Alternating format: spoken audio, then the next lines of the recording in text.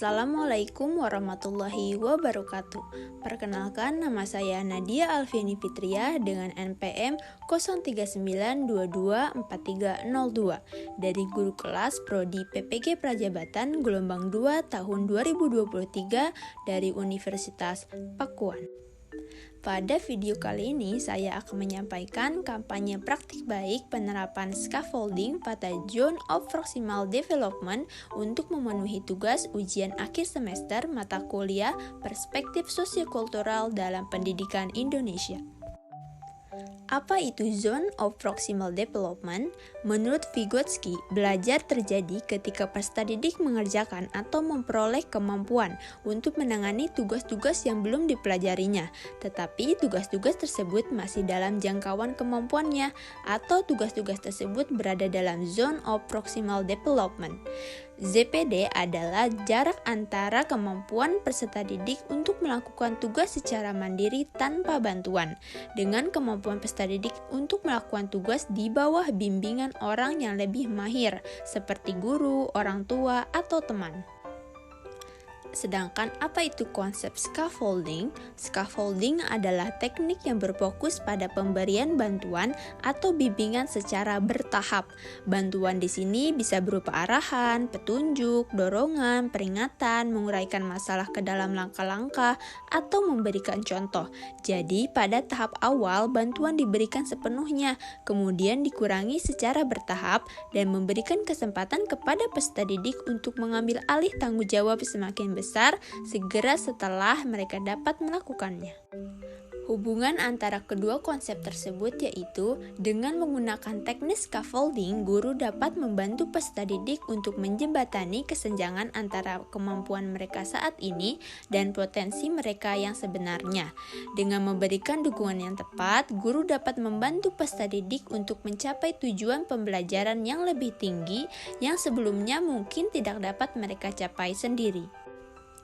Adapun peserta didik yang menjadi objek intervensi penerapan scaffolding pada GPD kali ini yaitu peserta didik kelas 1D di SDN Sindang Sari dengan jumlah peserta didik yaitu sebanyak 28 yang terdiri dari 15 laki-laki dan 13 perempuan. Berdasarkan hasil observasi diketahui bahwa kemampuan awal peserta didik dalam membaca, menulis, dan berhitung beragam. Ada yang sudah lancar dan ada juga yang belum, sehingga terlihat adanya kesenjangan kemampuan antara peserta didik. Oleh karena itu, perlunya penerapan scaffolding pada GPD di kelas ini. Penerapan scaffolding pada GPD di kelas ini diterapkan pada mata pelajaran Pendidikan Pancasila dengan materi ciri-ciri kelas bersih. Adapun tujuan pembelajarannya yaitu peserta didik mampu menyebutkan contoh sikap dan perilaku menjaga lingkungan sekitar. Dengan pendekatan yang digunakan adalah student center, model problem based learning, dan metode yaitu diskusi, tanya jawab, ceramah, dan penugasan. Adapun media yang digunakan berupa video, LKPD, bahan ajar, dan evaluasi. Video digunakan untuk membantu dan menuntun peserta didik menemukan permasalahan yang dihadapi.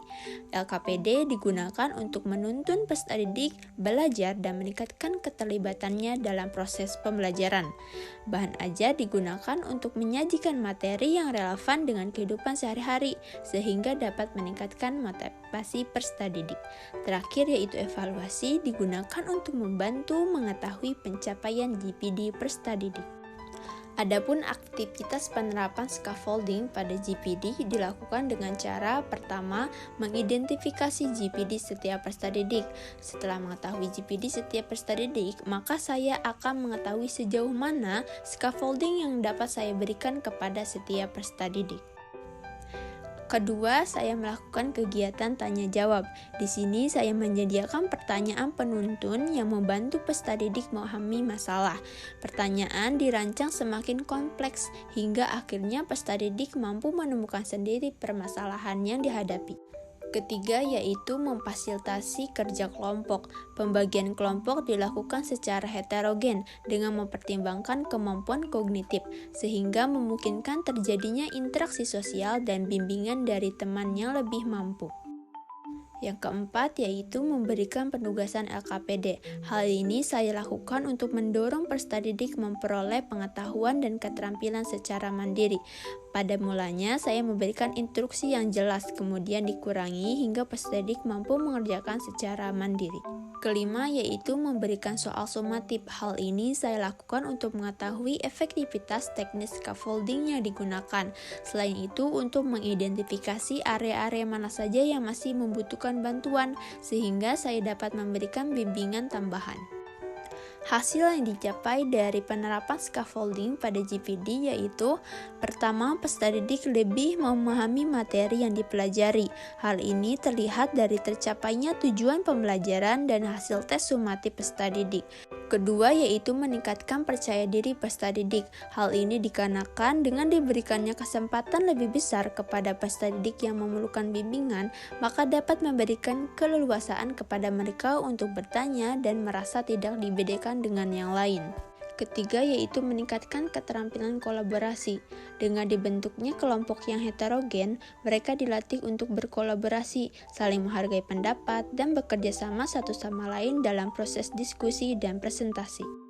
Penerapan scaffolding pada GPD menawarkan banyak pembelajaran yang berharga, yaitu pentingnya mengidentifikasi tingkat kemampuan individu peserta didik dan menyediakan dukungan yang sesuai untuk membantu mereka mencapai tujuan pembelajaran yang lebih tinggi. Selain itu, mengajarkan tentang pentingnya memberikan contoh yang jelas, panduan yang tepat, dan umpan balik yang konstruktif untuk memperkuat pemahaman peserta didik.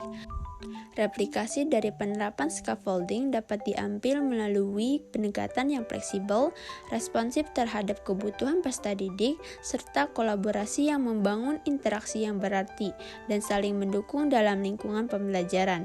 Dengan demikian, penerapan scaffolding pada GPD bukan hanya tentang memberikan bantuan, tetapi juga membantu peserta didik membangun kemandirian dan kesadaran akan potensi mereka sendiri. Berikut tadi penjelasan mengenai kampanye praktik baik yang telah saya lakukan. Kurang lebihnya mohon maaf. Terima kasih. Wabillahi taufiq wal hidayah. Wassalamualaikum warahmatullahi wabarakatuh.